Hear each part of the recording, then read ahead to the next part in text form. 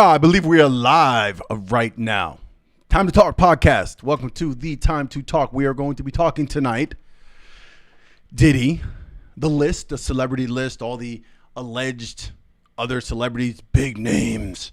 They're going to be named regarding their affiliation with Diddy and the freak-offs and all this wonderful thing. Now, we don't have the list. We don't have the names. We are here to discuss some of the possibilities and things that are happening, and where is this list? More important to me, where are the list, right? Like, so we went through this with Epstein, right? And nothing materialized out of that as of yet. We haven't seen anything. I mean, we know, we can speculate as to which list, which people, which prominent celebrities, which prominent politicians, which big name people are on the Epstein list. But at this point, it's all seems to be like just something that's part of our past. We're not even exploring it anymore. So with Diddy being currently on the fire, right? Feet to the fire, currently in jail in Brooklyn with no bail, 3 different bail attempts, and all denied. So Tony Busby, the attorney in Texas, who had that press conference roughly about a month or so ago in September, discussing the fact that he's representing 120 different victims in this case. And he mentions the fact, and he's done several interviews since then, Piers Morgan and a few others, talking about the fact that he will be naming names, dropping big names. People will be shocked by people bigger than Diddy.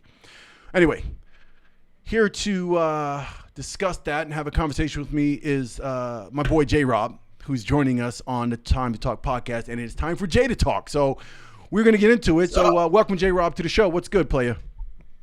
I'm good. I'm hanging in there, brother, man. It's another day. I woke up to see another day, so I'm doing great. You did. Yes, you did. And it's always a good. It's a little now, just for the listening audience, we are New Yorkers. I'm a Yankee fan. He's a Mets fan, but the Yankees are just, we've got Game 4 tonight. The Dodgers have been doing their thing. So we're a little on edge here, and I'm a little cranky personally. You cranky? Okay. Yeah, a little cranky. Because, they haven't done anything. Yeah. So it is what it is. It is what it is. I don't think they're gonna lose tonight, though. They're not gonna get swept. I don't see that. So yeah. So here's what we're gonna do. So I'm very new to the whole live thing. If you guys are joining us, you know that this particular channel, my political channel, political and trending topics and stuff like that, is mostly politics because of the fact that we are dealing with the election coming up, a very consequential election in American history. So most of the content up and what I started with was mostly political, but I do cover trending topics and things that will definitely be much more fun than Kamala Harris versus Trump. So looking at the chat, I'm going to get into that. I thank you, Ann, for joining us. I appreciate you being there. And where did Ali Carter go? Yeah, I'm worried as well, because if you remember that video, she talked about her mother and her kind of like hiding and stuff like that.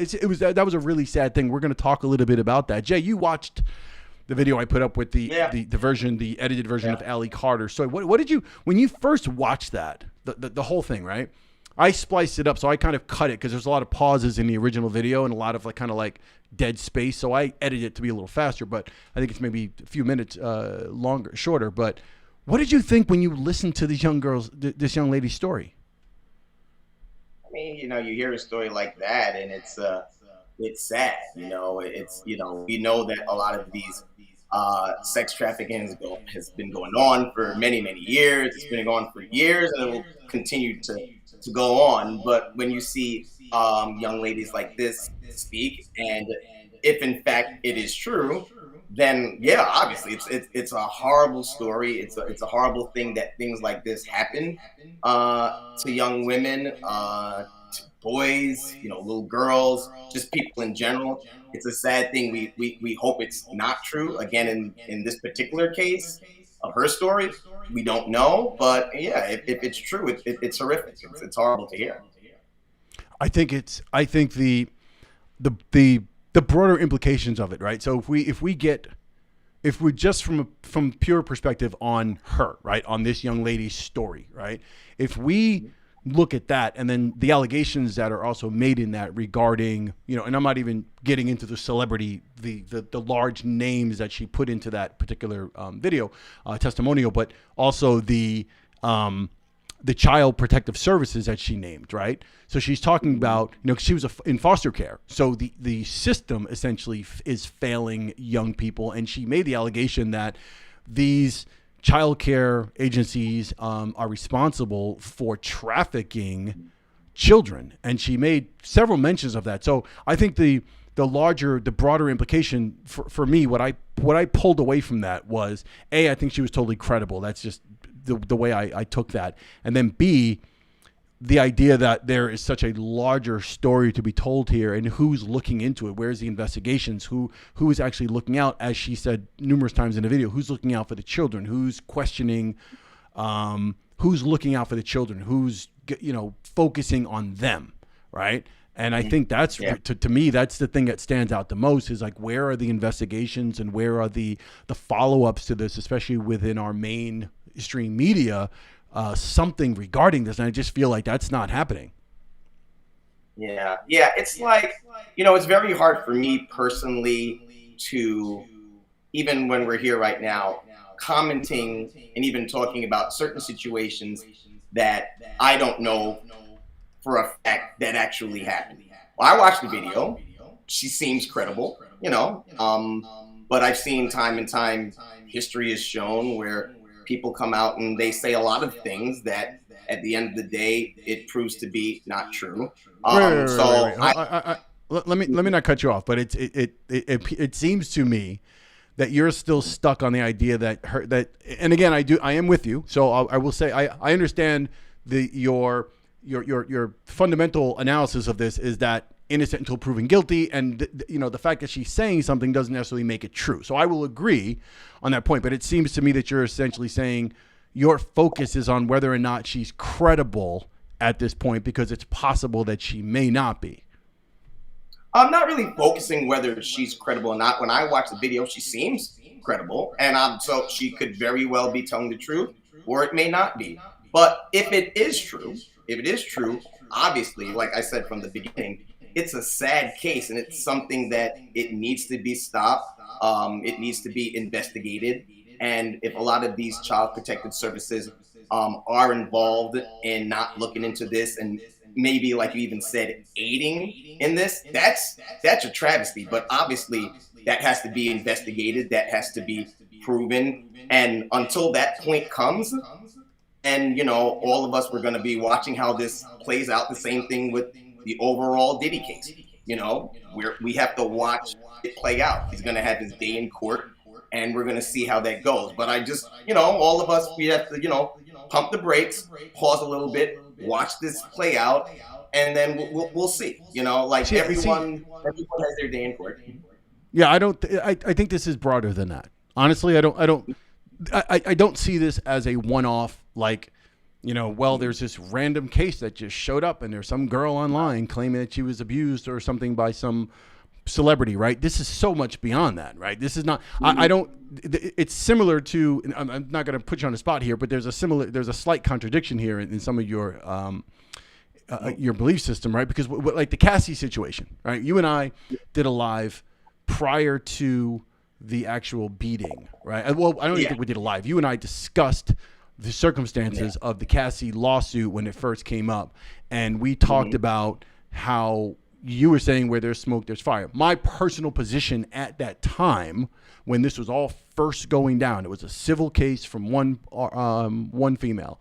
And my personal take at that time was, well, we haven't really seen anything in Diddy's history, in the 30-year career. I've never seen anything like, oh, Diddy was arrested for beating somebody, or Diddy was in a domestic violence case with a girlfriend or with J-Lo. Or, I mean, he's had his share of troubles legally, but if you look at the record, he didn't have a track record of domestic abuse. He was caught drunk or on coke, high, beating some girl or slapping her. I mean, so because none of that existed, we knew that he was a bit of a hard ass and a businessman who was ruthless. We knew that when it came to contractual obligations on Bad Boy, the way he handled his people, he was a mogul, right? He had that reputation, but there was nothing in his past that suggested anything regarding the, whatever. So that was my take. And at that time, you were along the lines of, well, where there's smoke, there's fire. And I was questioning, well, what smoke are we talking about, right? So I guess you were doing that and saying, well, he must have did it. You sort of believed, or you went with her as being the victim, right? You sort of took her side prior. Now, you speculated that more than likely it was true. That's what you said. I said, if you ask my personal opinion, personal opinion, where there's your personal opinion, which is just my personal opinion, I did say yes. Where there's smoke, there is fire. Right. So now, in this case, what I'm saying to you is this idea that we need to, like this young lady telling her case. I think there's context involved here, right? Like it's almost impossible for us not to put the broader case in context in terms of what has taken place since. I'm going to use the timeline of the Cassie tape as going forward, right? Like let's not concern ourselves with anything before that or anything, right? So let's just go from the Cassie tape forward, right? From that point on, and the amount of civil law cases, the amount of criminal, the fact that they raided his home after that, and all these other things. Moving forward, again, when this young lady spoke on that, but when Allie Carter spoke the way she spoke as a victim of abuse and sex trafficking and such, my first instinct is to go with her, right? It's not a situation of like, the Me Too movement where there might have been early on in the very beginning, we weren't sure that Harvey Weinstein or any particular person who was being accused, we really couldn't tell if they were just being, shaken down by some random jaded lover or somebody who was looking to capitalize on a moment with a particular celebrity, right? But over time, when we recognized the despicable nature of the character and it had been solidified, right, in our consciousness through proof over and over and over again, through multiple testimonies and multiple lawsuits, the next victim that came up in the Weinstein case, for example, right? We didn't side with Weinstein and go, oh, this might be just a case where someone's trying to get his money. We kind of knew what a dirtbag he was, right? So in this situation, you're still on the line of, well, this girl might be lying, she might not be, we'll have to wait and see. And I'm kind of like, well, that now again, to me, this young lady spoke truth.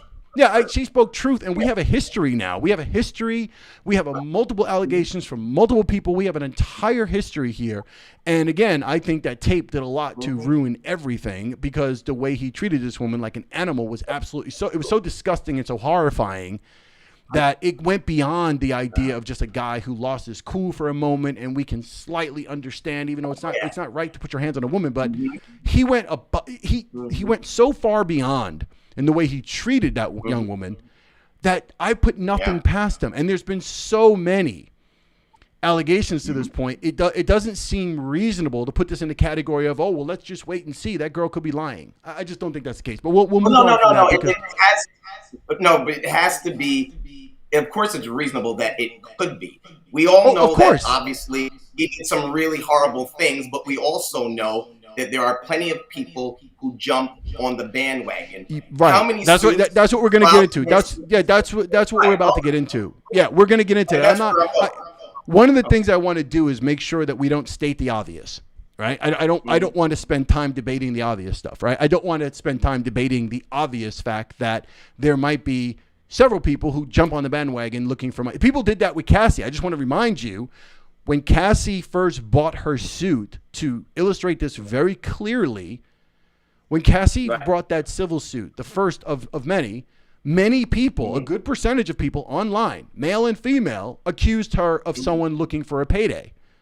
So, let's leave the obvious stuff. We don't need to discuss the obvious, like the fact that there might be a few people who take advantage of this situation and just jump on. Yeah, I was at a Diddy party too, and I woke up Saturday and didn't know where I was, and my butt hurt. Yeah, there's going to be those guys. There's going to be those girls. I agree with you. But that's getting into the Ally Carter thing. I would like to show that woman a whole lot of love and respect because I think that she's one of many. And I believe that there's a much broader trafficking ring out there and a much broader thing happening to young ladies and men, but boys. And I don't want to put it to the category now of, we'll have to see because some of them could be lying. I don't want to do that. But Tony Busby, right, the lawyer in Texas, this guy's got 120 victims he's representing, with the youngest victims being 9, 14, and 15. And I think 25 of the 120 are minors. 50% of those 120 are male, right? So he's got the 120 cases. Now, mind you, it's a civil case, right? So civil case versus a criminal case. A civil case, the actual standards are different for determining guilt, right? The civil case is preponderance of the evidence, I believe, and criminal is beyond a reasonable doubt. So there's going to be a lot of he say, she say, she say, he say, he say, she say, he say, them, he, they, whatever, because forgive the sirens going by.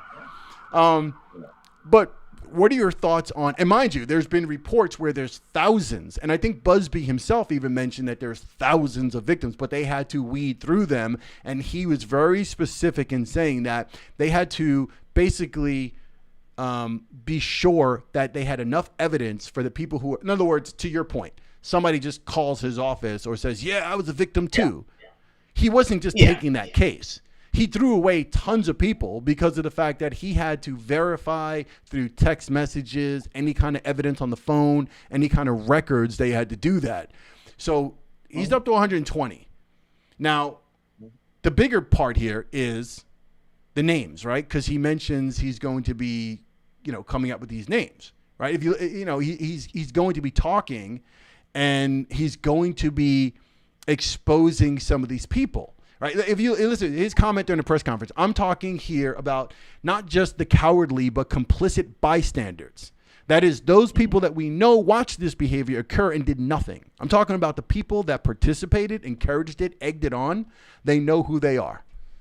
So what are your thoughts on the other alleged, the big names that are going to come out of this, what we've heard so far, and what their role in a lot of this is going to be, how it's going to fall out, how it's going to play out? I don't like that, going into big names and things like that. Like, obviously Tony Busby, he's respected, obviously, what he does. Gloria Allred is another one who has a lot of the alleged victims as well. And of course, to your point, they vet these people who come to them and tell their stories. And I do believe that they do a very, very good job. And whoever they do decide to represent, most of the times, they are telling the truth. Yes, obviously you'll have those one or two that maybe not, but it is what it is. I do have a problem with the conversation of these big names being drawn into this whole story right now. I think there are people that are getting in trouble. There are a lot of celebrities that's names that are being drawn into this, and maybe it's true, maybe it's not. I don't know, but I think it's best to just stick with who we're dealing with right now, which is Sean, Diddy Combs, and just see where that goes. If other people are involved with it and they had any part to take in it, it will come out. It will come out. These attorneys are doing a really good job. And I think if it comes out, they'll let us know. And I think that's a time to discuss it and to talk about it, and we'll take it there. But, me personally, just looking ahead and talking about names that could be involved with it, I just don't think that's productive. Well, it's interesting, though. I mean, but whether it's, I don't know if productive, not productive is really the thing here. It's more of it's interesting, right? The idea to speculate on that based on the amount of people that Diddy was connected to, the amount of celebrities that were friends with him and partied with him, and the amount of those parties. Let me ask you this: when you say it's interesting, what is interesting about it? Oh, it's intriguing. How could it not be intriguing? The idea that there is a celebrity of that level that's been taken down, and the amount of people that he was connected to. See, you have to understand something. Again, everything comes down to context. You can't assess anything without context. If you had a random celebrity who was like a random rapper, right? And he was pretty successful, millionaire, he was doing his thing, had some music videos out, maybe won a couple of awards, but he was just a random rapper. And you found out some things were going down and he was having these crazy freak offs and he was a bit of a whatever, right? It really wouldn't touch on the rest of the community and there'd be less speculation and nobody would really care, right? Diddy's situation is entirely different because of the nature of his life and the celebrity influence and the celebrities that surround him for well over, how many, 2-3 decades now, right? So he's specifically, it's almost impossible not to be like, who could possibly not find that? I'm not saying but I'm just saying it doesn't make it any worse because he's Diddy. It doesn't make it. What I'm saying is, it doesn't make it any worse because make what it's worse? Diddy. Make what worse? Make what worse? What Sean Diddy Combs has allegedly done. You just said if a random rapper did it, I think, and correct me if I'm wrong, I'm assuming that you said if a random rapper was accused of doing something like that, it wouldn't be as of a big story. And if that's what you're saying, yeah, I agree with you. No. That's not what I'm saying. I'm saying if a random rapper were to be in the same situation, let's say the same exact charges, RICO, whatever, sex trafficking, all these, whatever alleged that he's facing. Sure. I'm saying that a random rapper who's nowhere near as connected to the industry and that many high profile people over the course of 3 decades is what I'm saying. I'm not discussing whether or not the crimes themselves may be comparable, not comparable, who would get in trouble, who wouldn't get in trouble. That's not what this is about. I'm saying to you that Diddy by nature has spent his entire career, from the moment he blew up, as somebody who was the playboy of New York City, of hip hop culture, an entire movement of music, and connected to Martha Stewart, Oprah Winfrey, this one, that one, Jay-Z, every rapper, every celebrity, politicians go to his parties, Leonardo DiCaprio, this one, that.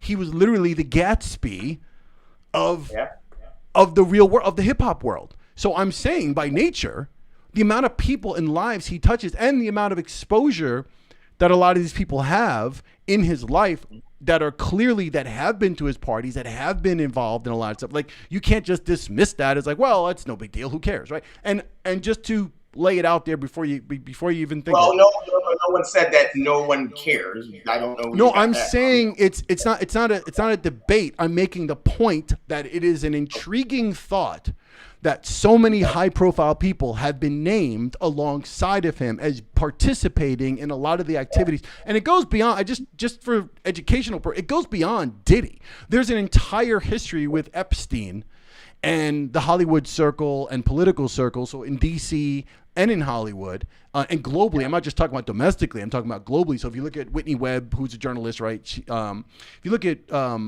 Whitney Webb's reporting, and she's got 2 books. One of them is called The History of Blackmail in the CIA, Jeffrey Epstein, right? It's book volume 1 and volume 2. I think I'm butchering the name a little bit, but it's 2 books on the Epstein background and blackmail scandals and a lot of that stuff. And a lot of that stuff, when you get into the depths of that, connect a lot of political people, a lot of celebrity people in ways it doesn't name particular. It's a really interesting read.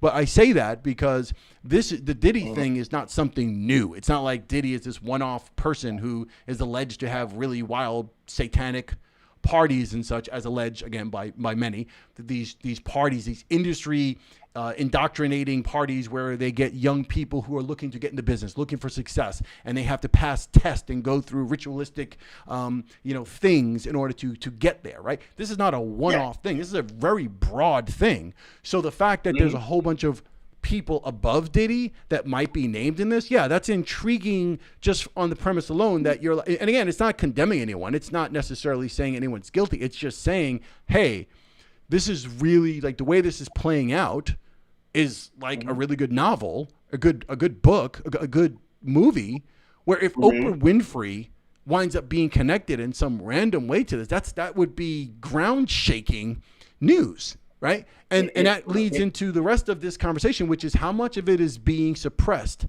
how many people are running for the hills? How many people are doing PR to get ahead of it, to get ahead of themselves, to get ahead of their own connections within this empire, within these underground ritualistic satanic events and things that are trafficking children and such, right? Like, how do we you have to understand that broader story to really get into it, right? If you don't know that, then I guess it's kind of boring, right?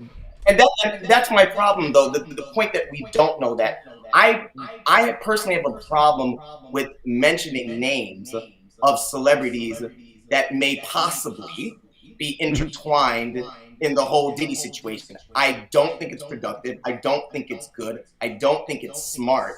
I just don't like that. That's just my personal take on it. That's just not my thing, because I think it's very unfair to them. And people have gotten in trouble for doing that. So, again, this is why I always fall back to the point where until something is proven and the facts are out there, I don't like really talking about and definitely mentioning celebrities' name that could most likely very well be innocent and have no involvement in anything with what Diddy has been doing. And I just think that's a disservice to a lot of people that's worked. It's not a disservice. These people are not involved. We're not doing disservice to anyone. No one's accusing anyone of it. I'm just saying it's nearly impossible to be breathing air and live on Earth and be mildly at all sort of connected to the matrix of media, social media or legacy media or independent alternative news sources, whatever it is. It's nearly impossible not to notice and to take note of. Now, I agree with you.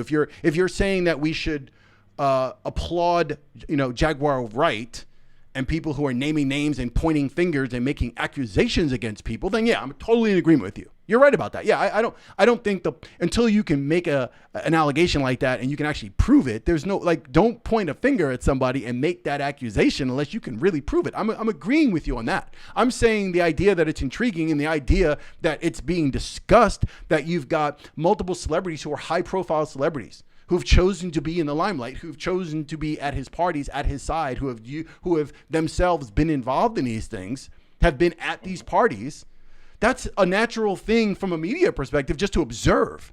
I'm not saying point the fingers and condemn people. That's not what I said. I didn't say that. It's not a court of law. I'm not telling you that we should point the finger and we should go and we should make accusations against people. I don't think that's correct either. I agree with you on that. Like I said, I don't want to state the obvious here. I don't want to. It's not worth debating the obvious. You don't have to debate the obvious. I don't think I agree. It would be unproductive to point out some major celebrity name and say, yeah, I heard that you did this. Yeah, I think that'd be wrong. I think, however, considering that I know enough of the background of a lot of these alleged underground industry related sort of things that are happening, and I've done enough research on it, and I've been paying attention to it on a broader scale outside of Diddy before Diddy was arrested. Right? I think knowing all that, you start to have a different thought process. You don't really know about all that stuff. So like for you, you're looking at it from a layman's perspective as if, oh, I heard this happen, that happened, but that's all I know. So whatever. And I'm telling you, it's much bigger than Diddy. And I'm personally more concerned with the victims than I am with whether or not XYZ, Jane or John Doe celebrity or mogul was at the party. If they're guilty, I'm much more concerned with what's going to happen with the children and again, Jason, for your edification, if whatever victims there are, I'm much more concerned with that being exposed and them being the most important. Yeah, with them being, we agree on that, with giving them the limelight and giving them the spotlight and giving them the opportunity to somehow, because I don't even know how they could.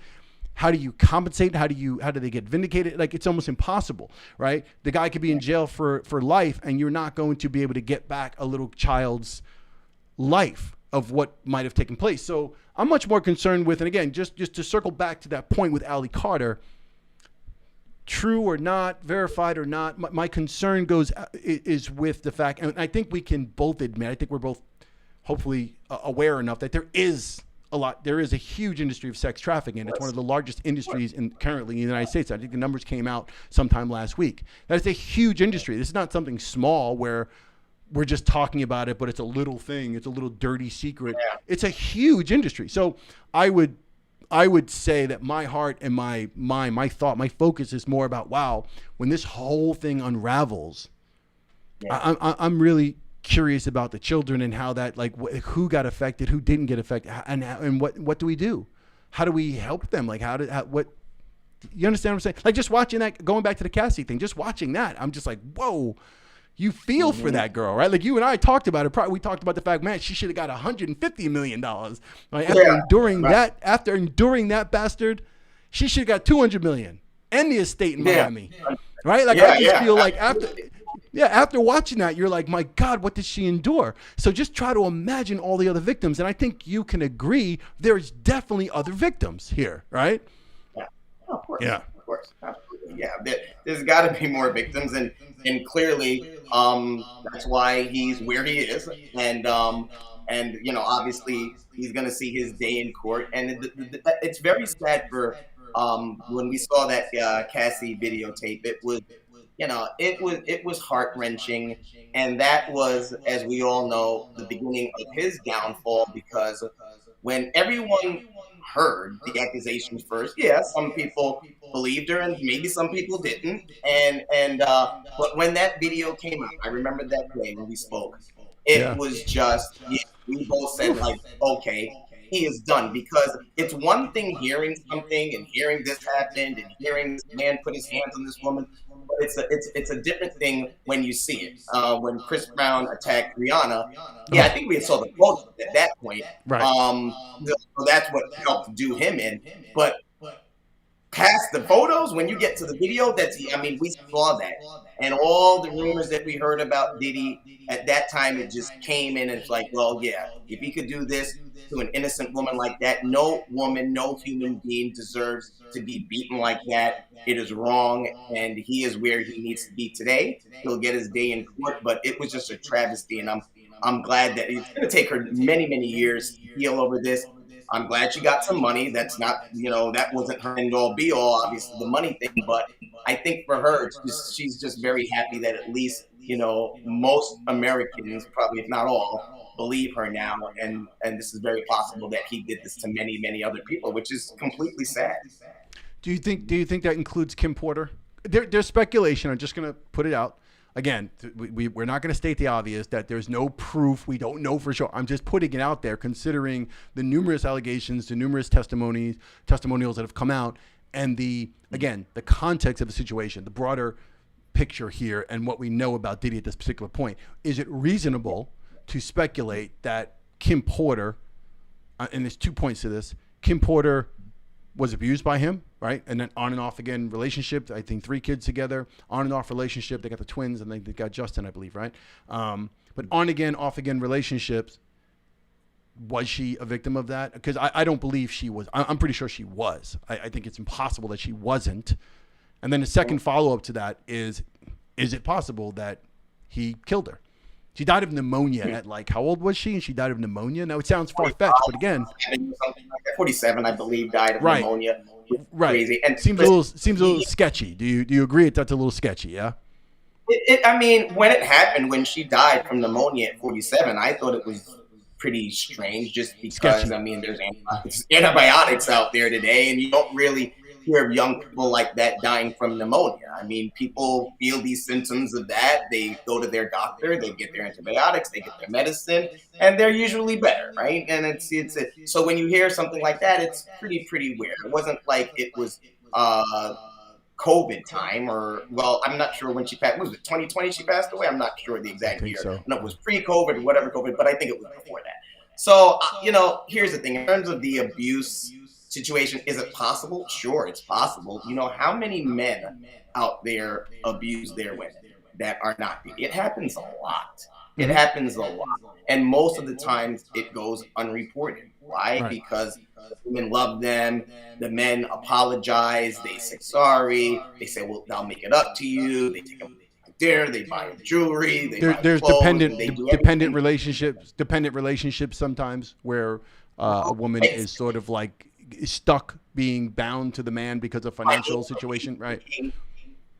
Yes, yeah, a lot of those reasons. So if I had to guess, I'm sure it happened. I'm sure it happened, and he seems to be that kind of guy. I've met him once or twice or whatever. Spoke to him. He seems to be that kind of guy. That very machismo kind of aggressive kind of nature. Seems like I wouldn't put it out of the realm of possibility that he did abuse her. And as we saw on the tape with Cassie, well, there you go, right? So Yeah. it's a really sad case. So I think it's very possible to answer your question. Yeah, absolutely. Yeah, I think so. Yeah, that brings us to the kids, right? So 7 kids, right? He's got Justin, King Combs, Quincy. He's got some twin girls with, I believe, with Kim Porter. And then he's got 2 baby girls that were born like 5 months apart, the younger ones, who my heart really goes out to, the little girls, these beautiful little girls. And they're totally, they're just totally, because I'm not saying that all the kids are being affected, but these children are like, where's my dad? Like, they don't have a concept. Like King Combs and Justin and Quincy and even the twin girls have a concept of who their father is. They can read. They're watching all this. They know what these words mean. They understand what it means. These are 2 little girls. I don't know how old they are. I think they might be 2 years, maybe they're 2 years old now. They're 5 months apart, and I just feel terrible for them. Puffy, I thought about.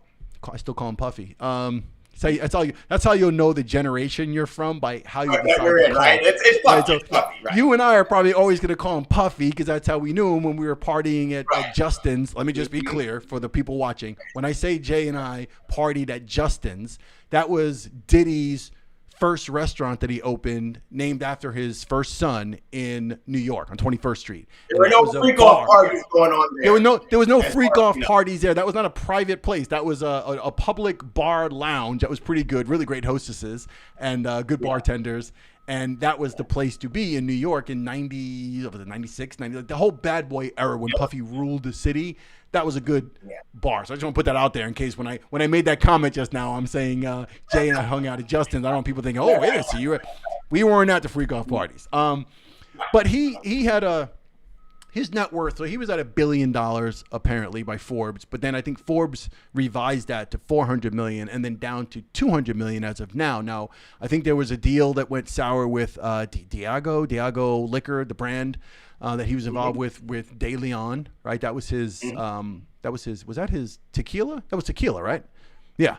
That was his tequila. Right. Never had it, but. Who did then Ciroc. Ciroc. Well, he was Ciroc as well, but that's not his. So he signed a deal. It was actually a really, really smart deal because they wanted to use him as a typical black celebrity in the hood and put him on a billboard and have black people drinking liquor, and they would get paid off of his brand image. But he was smart enough to negotiate a deal where he said, look, I'm not just going to be the poster boy for your liquor. I want a piece of your company. And that's where he got a lot of his money from. Yeah. So, so he was a shrewd businessman, and you got to respect that. But his net worth down to $200 million. So with the assets, I was thinking about this the other day, so I wanted to talk about it really quick with you. I was thinking about the assets. So the criminal case and the civil charges. So like whichever one of those civil cases are won, and there'll be awards, right? So there'll be like remember when OJ, he won the criminal case, but he lost the civil case with the Browns, right? And Goldberg's. So he lost that case and I forgot what the settlement amount was for that, but it pretty much bankrupted him. Never paid him anyway, so what does it really matter? Right, but I'm wondering what Puffy's situation looks like and how the kids are affected. So I don't think the kids are affected. So they've got Justin's net worth at $3 million, but it's contingent. It's kind of based on his father, and King Combs is a rapper, singer, and his net worth is like $500,000. But that's based, again, on being signed to his father's label and whatever. I'm sure these kids don't have trust. I mean, obviously he must have. You don't get to that point in life and not be wise enough to have the right financial people around you and arrange for trust, which would take care of your kids, your grandkids for life, no matter what happens to you. I'm wondering on the legal side of things, when they seize assets. So I don't think this is a situation where they can seize assets like, oh, we're going to take your home. Only if there's a settlement amount or some fine or something where it's like, let's say the fine is, $500 million. Like Alex Jones, for example. Alex Jones, remember Alex Jones, right? And Alex Jones had the Sandy Hook, that whole case. Those victims came after him. And it pretty much bankrupted him and basically put his entire, he's selling T-shirts and stuff, right? And he's still doing his thing on X, and Alex is Alex, right?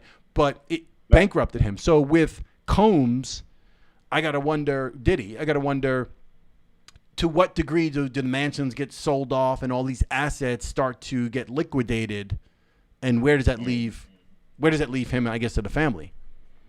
Yeah, and it's really strange too because I've heard in plenty of situations that happen like this, where even where celebrities are trying to hide their money from their spouses. Um, Cases divorces happen all the time, right? And then one spouse will go after the other for a certain amount of money. I've seen a lot of celebrities take all their money and put it all in their mother's name, right? Or put it all in someone else's name. Could they still, let's say he did something like that and put it all in his mom's name, because his mom is very close. She was with him there at court, very supportive. Could the authorities, let's say if he gave every last dime, every last penny to his mom, so now it's no longer his, it's his mom's, can they go after her and get that money legally? Like, I don't know. I'm not an attorney. I don't know how that works, but I'd be very curious to think if he gives every last dime in his mother's name, is it safe there? And then his mother, which is the kid's grandmother, obviously, she in turn gives it to the kids and disperses it to the kids like that. I don't even think that's necessary, because again, I think he set up what's called a trust for the children, okay, and those trusts can't be touched. So you can't go after a trust once it's established for the kids. Now, I'm not sure if there is some legal precedent, like some way that a trust can be violated. I'm not sure. I don't want to speak on that, but I'm pretty sure one of the rationales for it, with some of the protection behind a trust, is the idea that, I put $10 million aside for my daughter. It's there. No matter what happens to me, even if I go to jail, you can't go after that. You can't get into that trust. That's why people use them all the time. It's a financial, tool for basically Yeah, it's kind of like with OJ. I believe they couldn't go after his pension. They right. couldn't get that. Yeah, there were certain things they couldn't touch. Right. Exactly. Right. I can tell you one thing, bro. I am talking about the children as you were. It's really sad what they are going through. I feel horrible for them because they had nothing to do with this. It was all of his doing. The boys were out at a club the other night at some Halloween party. I think Ray J was there. Chris Brown was there, I believe. And, the boys actually got into, or about to get into, a scuffle with Ray J. They basically got in his face. They are not happy with a lot of the media interviews that Ray J is doing, talking about Diddy's case. And it's funny because a lot of people who are talking about Diddy in the media aren't saying great things. Ray J isn't really saying negative things about him. Obviously, he knows him. They were friends. So he's really not saying any negative things. He's being, very, drawing it down the line and keeps. But apparently they're not liking the things that they're hearing Ray J is saying. So they got up in his face. They was about to go to blows. And Chris Brown, of all people, Lord knows he's gotten a lot of his trouble in the past. He actually had to, break up the fight and get in between them and say, hey, listen, let's just chill. Let's, just keep this civil together. Because, they all know each other. So to see what these kids have to go through to defend what their father has allegedly done is really sad. And especially they're going to have to girls get... They're going to have to get, especially the boys. I'm not speaking so much for the female.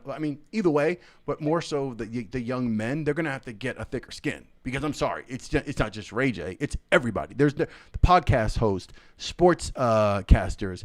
Everybody has cast Diddy out. It's not like there are people still defending. But they don't know that, is what I'm saying. They don't know who doesn't know what. You're saying, like, you're talking about these hosts or podcasters or whatever saying things about him. Those kids don't know these podcasters or these hosts like they may know a Ray J and have a relationship. No. Hold on. I'm talking about his older children. I'm not talking about the little girls. His older children. Yeah, no, okay, why? So answer this question. Why would his older children who are in the industry, in the media, who are of this generation, what's the generation before, what's the generation after us, the Gen Z, the ones with phones and tablets, the ones that are connected to the internet 24 hours a day, why would these kids not know about Club Shay Shay, for example? How do they not know about the Breakfast Club? How do they not know about Michael Strahan? How do they not know who Stephen A. Smith is? How do they not know? Of course they know all those people. They know all that. How do they not know who Joe Rogan is and all the guests? They know. They do know. That's Ray J. Ray J is one person. There are a ton of celebrities. There are a ton of celebrities. I can go through a list with you if you want. There's a ton of celebrities who have spoken publicly and disparaged this man named Sean Combs, Puffy, P. Diddy, or Diddy, whatever you want to call him. He's been disparaged and they've turned their back on him publicly. Everyone. It's no longer the issue of people saying, well, let's just wait. He's my friend. Everybody at this point, especially after seeing that tape, I can bring it up for you right now on video with the numerous people. I'm not talking about random underground alternative. I'm not talking about Matt Taibbi. I'm sure Justin Combs doesn't know who Matt Taibbi is. I'm not Walter Kern or Glenn Greenwald. I'm talking about major celebrities have turned their back on Diddy. So what are you saying that they wouldn't know and hear other people besides Ray J? His kids, and I don't know if they're friends with Shay Shay. I don't know that. They are friends with Ray J. They've hung out together. That's like me going on a program, and if you got into any kind of trouble, and that's me going on a program talking about you, which I would never do. Well, you're discussing something different now. Now you're just not right. I have a relationship with your children. You're discussing something different now. You're now discussing loyalty and friendship. You're discussing something different. This is what I was talking about. No. This is what I was trying to explain to you when I talked about the whole Ray J thing and why the boys are upset with him. Okay, I was just adding to that, and I was only adding to. I heard what you said. It was pretty simple. Ray J said something disparaging against their father, and they almost got into a fight. I get it. My follow-up point to that was, there's going to be a lot of people that are going to hear bad stuff about their father. They probably already heard tons of it from tons of people. That was my point. And you made it sound as if Ray J's the only one that they would actually know. They know plenty of people. They've heard plenty of people. And even if they don't know, even if they don't personally know Stephen A. Smith, they've heard Stephen A. Smith go off on their dad. There are other people. But what I'm saying, they're not friends with. Oh, okay, that's a different point that you're making. I was not discussing the friendship, personal friendships and relationships of betrayal amongst the Combs kids and who they think should stick by their dad and not because they're friends. That was not the discussion. The discussion was my first reaction to the Ray J fight when I heard about it from you just now was they're going to need to grow a thicker skin. That was verbatim what I said, based on the idea that clearly they are seeing the media. Clearly they are hearing the disparaging comments against their father from multiple sources, multiple celebrities. That's all I said. I didn't say that they were all best friends. If Ray J was a friend, then yeah, that sucks that they're friend. But I'm sorry, you and I talked the other night about this.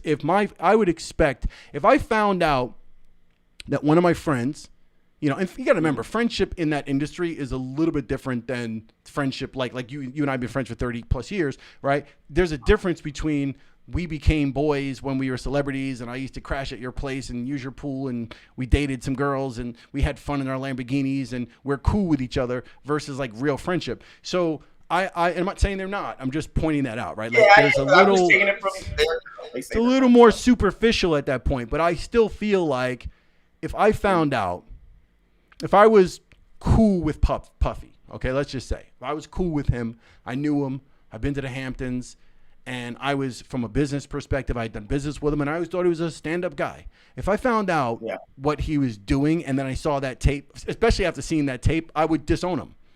There's no friendship in the world that would allow me to be like, yo, dog, it's all good. You beat the shit out of that young lady, but all good. You must have had a bad night, dog. What kind of friend is that? That's not me, dog. Call me less of a man. I find out that you're raping, drugging, all these different alleged victims, and I watched you whoop this young lady who's this big. I watch you whoop her ass on video. I'm sorry. Yeah. My friendship ends there. Good luck, brother. Good luck. Absolutely. So what was Ray J? Oh, anyway, let's move on past Ray J. But yeah, man, this is a thing. This is a thing. This attorney The attorney, I think one more thing I want to touch on when we were talking about Busby, we were talking about the idea that without naming names, we were talking about whether or not these people will be guilty by association. Remember the other night we had a discussion about that. And we talked about being guilty by association. Yeah, I know. So explain. So I'll reiterate my take to you, but I want you on the lie. I want you to give me your take on that. You mean guilty by association? Like the idea, the idea that these other celebrities that would be at these freak-offs, participating, not participating, involved in the scene around the activities going on, and your take on whether or not they would be considered guilty or should be compelled to testify. Like, where do they stand legally? What is their responsibility? Most of the people and the celebrities that I've heard that have been at Diddy's parties. Now, remember, there's a huge difference between being at Diddy's party and being at the freak off, right? No, I mean the freak offs. I mean the freak offs. I know. What I'm saying is, I have not heard, and let me know if you have heard. I've heard plenty of celebrities talking about that they've been at his parties. All the celebrities, like damn near every celebrity in the world has been at his parties.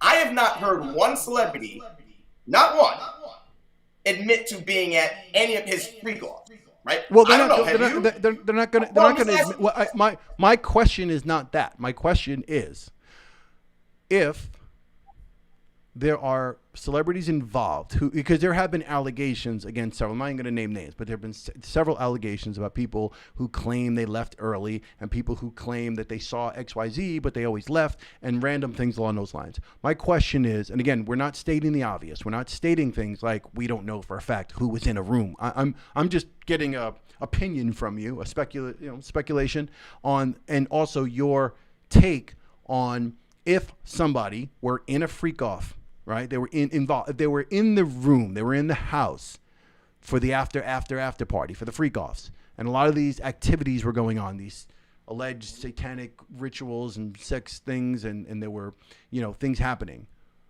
and that person was there. My question to you: do you hold that person accountable for any of the activities that took place there?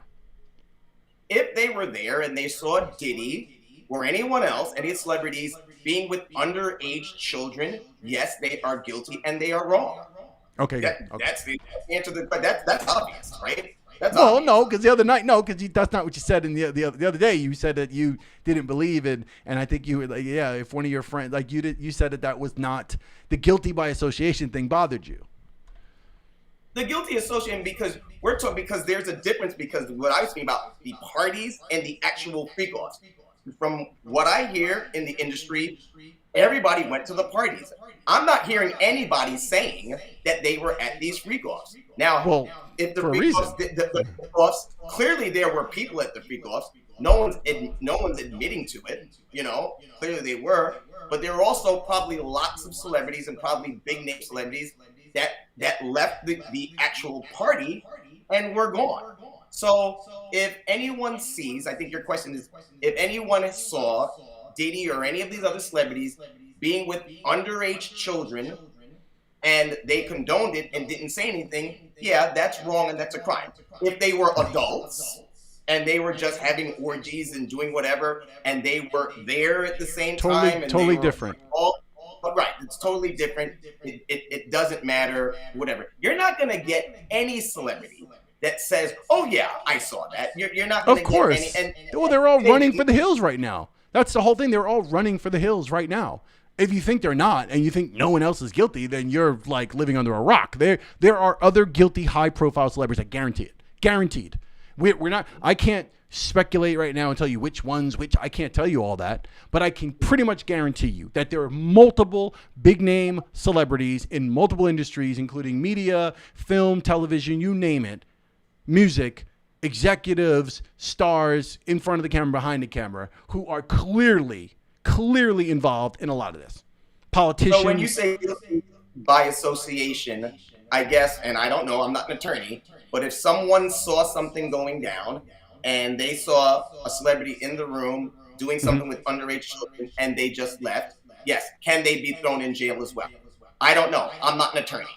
I can't speak on that matter. I would say yes. That's accessory after the fact.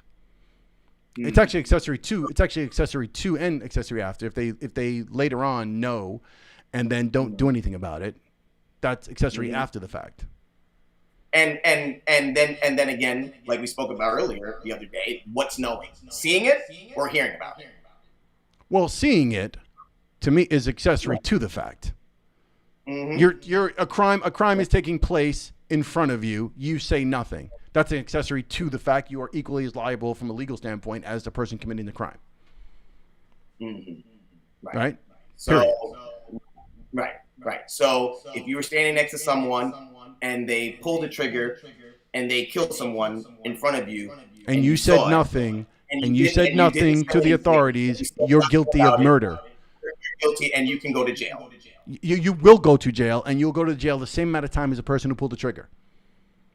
Really? It's not even a lesser charge. It's not even a lesser charge. It's not like, it's not even a lesser charge. It's not like, the other guy pulled the trigger, but you saw it, so we'll give you less time. No, you're getting as much time as the guy who pulled the trigger. So if I'm walking down the street and the guy next to me pulls the trigger and kills somebody, and I don't say anything, and I get my ass up on out of there, and it's found out later that the man and I didn't report or give at least a description of this man, that I'm going to jail too. You're guilty. Yes. Guilty. I don't. When I say guilty, I mean guilty as I'm being thrown in jail. That's the guilty I'm. You're going to jail. So if you're witness to a crime, now, if you're witness to a crime, I think the way you illustrated it was you're minding your own business. You don't know this person. I'm minding my own business. No show. Right. Right. You see somebody. You see somebody kill somebody, but you're minding your business, so you just go home and get out of the situation. Right, because I don't want him shooting my ass. I understand. Right. I understand the fear factor. I'm simply pointing out a stranger. You see someone murder someone, and you just go home. You are guilty of accessory to the fact. Guilty to the point where I'm going to jail? Yeah, you're definitely going to jail. If they find out that you witnessed that and didn't say anything to a law enforcement, you're going to jail. Yes. Okay. Well, you're obligated. You would be obligated to report that. Now, even if in the moment, I'm not saying that in the very moment you needed to confront the person, but you would certainly need to, from a position of safety, you would need to dial 911 or find the nearest cop to alert them to the fact that you just watched a homicide. You watched something take place. Well, if that was the case, many people would be in jail today that are not. I'm just saying. I don't want to debate the law with you. I'm just letting you know how it goes. Yeah, just letting you know how it goes. It is true, but I'm not gonna debate the law with you. I'm just letting you know how it goes. In relation to these Diddy parties, I think anyone involved in them who were part of, and again, I think it's a huge list, and I think it's parallel to, and it's all part of the same muck of the Epstein situation. And again, if you go and study the Epstein history and that entire the intricacies that are there in that story and what took place and who was involved and why it went down, how it went down, and how it was all orchestrated, it becomes a very fascinating way to examine these events with Diddy, because they are definitely linked. And that's what most of the people are, a ton of people, it's not just me with some random wacko opinion. It's a lot of people who are looking at it and know the industry and have spoken up. Cat Williams was one of them on Club Shay Shay, and people thought he was nuts. And he said a lot of things long before Diddy was arrested. Kanye West, same thing, said a lot of things long before before Diddy was arrested. So when you start connecting the dots and you start seeing some of the connections, and I won't even get into all the stuff about, was Prince murdered? Was Michael Jackson murdered? What was happening contractually with Prince and Warner Brothers, or Prince involved with this? What was happening with Michael Jackson in the Sony catalog and owning the Beatles music and having a certain amount of assets? There's so many things that go down. Now, again, I don't want to be conspiracy theory and go down that rabbit. You could go down that rabbit hole and on and on and on forever. Yeah, but there are a lot of puzzle pieces when you start. That's what investigative research is about. It's literally about going down that rabbit hole and connecting the dots. Now, good research is going to come up with solid evidence and solid facts. You're going to make serious connections, whether they turn out to be what's the word I'm looking for? Whether they turn out that people are going to believe them or are going to actually, like the media, whether the media is going to highlight it is something else.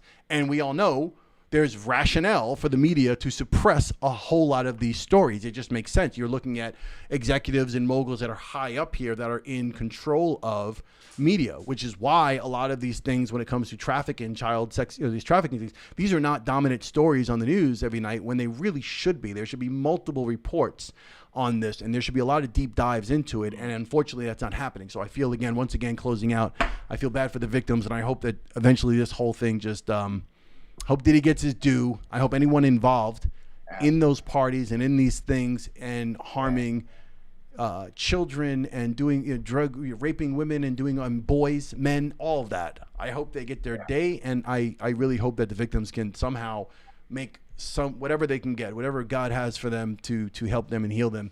That's all I can say. Closing thoughts from you, J. Rob. Yeah, I mean, I echo your comments right there. It's all about the victims, and they definitely need justice served. They need therapy to get through this and everything that they went through. So I hope they're getting their therapy, seeing their psychologist, and just healing themselves within. You have a lot of situations where celebrities like Diddy impose themselves on young children and just people in general. And I'm glad that the whole Me Too movement came about, and it allowed people to speak up. Not just women, but men that are coming out now. And because at one point, it's very embarrassing for a man to say that they were physically abused by another man, right? It's very embarrassing, but it's good to see now that even men are speaking up about it. And when you see different people being drawn into this, especially the children, it's just really sad. So my heart is with all of them, the victims, their families, and I hope they definitely heal from this. And I hope justice is served at the end in this whole Diddy case. It's really sad. I'm gonna end on we got somebody commented, Clipper. What's up, Clip? Thank you for joining us. What do you think about the Diddy egg test? I don't want to get into it, Jay. Do you know what he's talking about or no? I don't even know what the Diddy egg test is. We're not even. What is that? The Diddy egg test? I'll talk to you about that off the air. We're not even going to go into that on the live. But Clip, thank you for bringing that up, because that. Oh my God! But I will. It's speculation. It's one of those things, Jay. But you and I will talk about it off the air. But he did bring it up, so I wanted to. I remember. I remember hearing that story and seeing that interview, and I was like, "What? What?" It was like, I think it was his bodyguard or one of them who was doing a whole conversation with I think Shannon Sharp or someone else. They were talking about. Oh my God, that was just like, whoa. Anyway, it's been great chatting with you, brother. Talking about this whole thing. This is our second discussion about Diddy. Perhaps we'll talk politics next time or so, or maybe we'll talk something much more light and friendly and full of love and less. Craziness and gruesome, right? I'm not your politics. I'm apolitical. Yeah, we'll skip politics. Anyway, all right, man. It's been great. I appreciate you. To people who did get a chance to watch this and who watch us live, I appreciate you. And people, it's probably nobody, but we are starting fresh. We're starting new, so I definitely appreciate anyone, and I appreciate the people who went into the comments there. And you can always watch this back, this live stream. It'll be under the live section there. And if you've not subscribed to the Time to Talk podcast, feel free to subscribe on YouTube. Do not forget to hit the notification bell so you are aware and you get notified when there is new content available. If you are into streaming platforms like Spotify podcast, Amazon Music, Apple Podcasts, and all the crazy streaming podcasts out there, you can find our audio only versions on there, and please rate, comment, and all that stuff. It helps the algorithm and helps all the wonderful stuff, the magic behind the scenes that makes this whole thing successful and keeps us putting content out for guys like you and women like you and all the people paying attention. All right, Jay, I appreciate you, brother, and I guess I will see you on the next one. Peace. Take care, everyone. Good night. All right.